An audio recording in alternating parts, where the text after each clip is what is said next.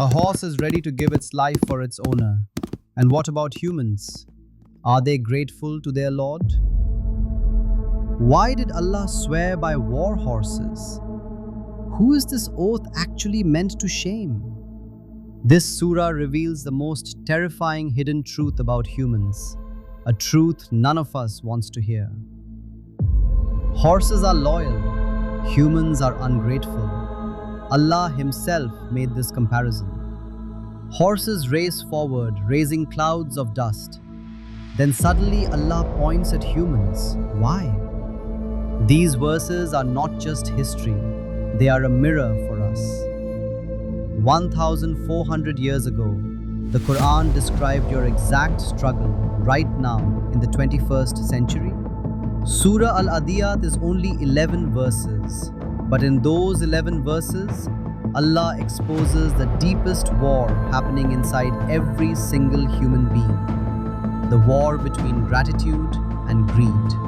Most people recite this surah without truly understanding what it means. Today, that changes. By the end of this video, you will never look at your own heart the same way again. Let's go. It was revealed after Surah Al-Asr and before Surah Al-Kawthar.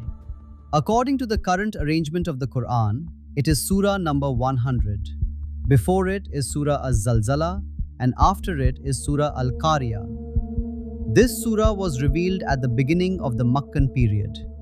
The number of verses in this surah is 11. The word Adiyat means those horses that run while panting heavily.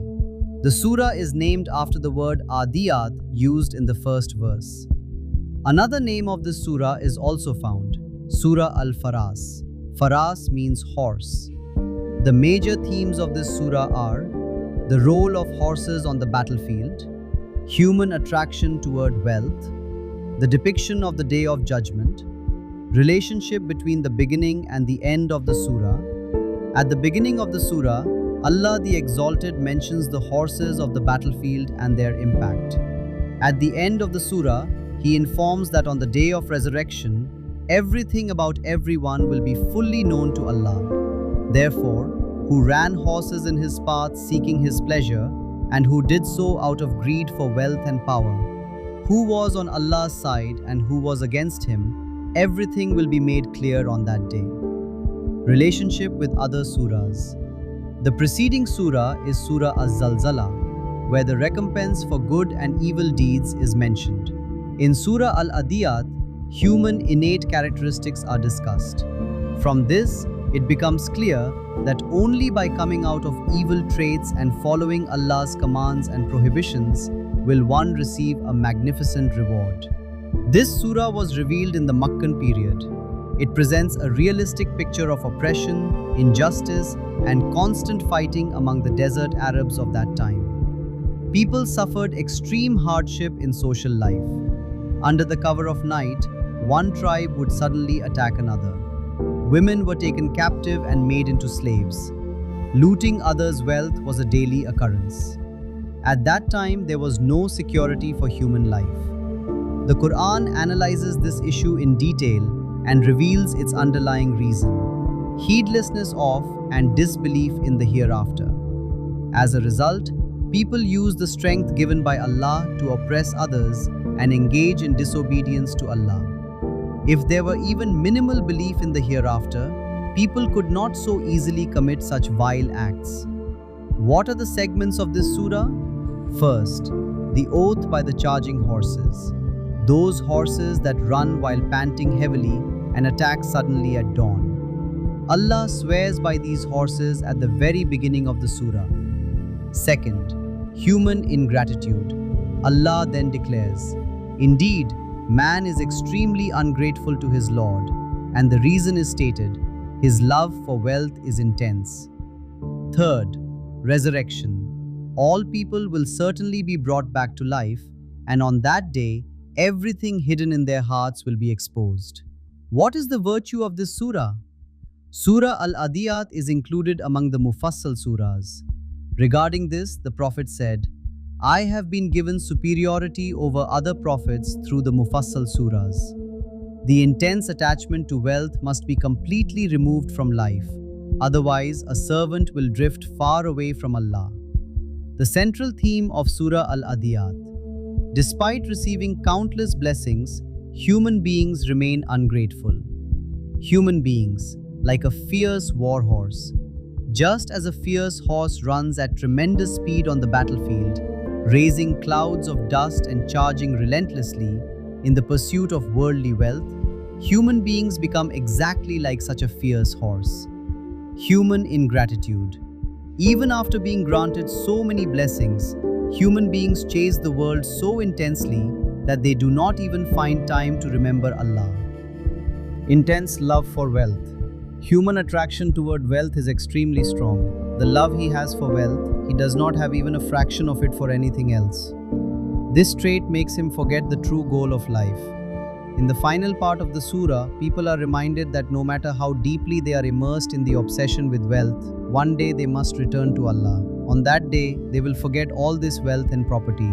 From verses 1 to 8, two characteristics of human beings are discussed: ingratitude toward the blessings of their Lord, intense attachment to wealth. In verses 9 to 11, it is stated that after death, human beings will be brought back to life again. On that day, everything hidden in their hearts will be revealed, because Allah the Exalted knows everything. In verse 8 of this surah, Allah refers to wealth as good. This indicates that wealth itself is not something bad. Rather, wealth brings goodness, unless it is acquired through evil means or spent in unjust ways. In reality, whether wealth is good or bad depends on how it is used, how you earn it and where you spend it. Based on that, recompense will be given. Islam does not forbid being wealthy. Without wealth, acts like Hajj and Zakah would not be possible. Giving charity to the needy and maintaining ties with relatives also require money. Therefore, earn through lawful means and spend in good causes. But beware, do not proceed through unlawful paths, otherwise destruction is inevitable in the end. Reflections. In verses 6 to 7 of this surah, Allah the Exalted says, "Indeed, man is extremely ungrateful to his Lord, and indeed, he himself is a witness to that." Have you ever thought about how a human being will testify against himself? By living on Allah-given blessings, human beings disobey Allah. Instead of showing gratitude, they display arrogance. They use the limbs given by Allah to act against Him. Therefore, on the day of judgment, every limb of the criminals will testify against them and speak of their evil deeds. On that day, it will become clear that a person himself is the greatest witness against himself. No other testimony will even be necessary. So while there is still time, one must repent and return to the path of the most merciful Lord. Otherwise, there will be no way to escape. Does he not know that when all those in the graves are brought out and whatever is in the hearts is made manifest? These words from verses 9 to 10 of this surah are in fact a warning for us. Yet it seems as if we have no awareness at all. On the day of judgment, Allah the Exalted will first bring our bodies out of the graves. Then will begin the accountability for the deeds done in this world. Everything will be exposed on that day. Therefore, our hearts must be free from hypocrisy. Inside and out, everywhere there should be only obedience to Allah. Subhanallah. 11 verses, one mirror, and one of the sharpest warnings in the entire Quran. Allah isn't just telling us about ancient warriors on horseback. He is talking about you, your desires, your heart, and what you will be asked about on the day of judgment. The question is not whether this surah describes us. It does. The question is, what will we do about it? If this video gave you something to reflect on, please hit the like button right now. It helps this message reach more Muslims around the world. Please subscribe for deep Quranic content every single week. And drop a comment below. What verse hit you the hardest? May Allah bless you and your family. Ameen. Assalamu alaikum wa rahmatullahi wa barakatuh.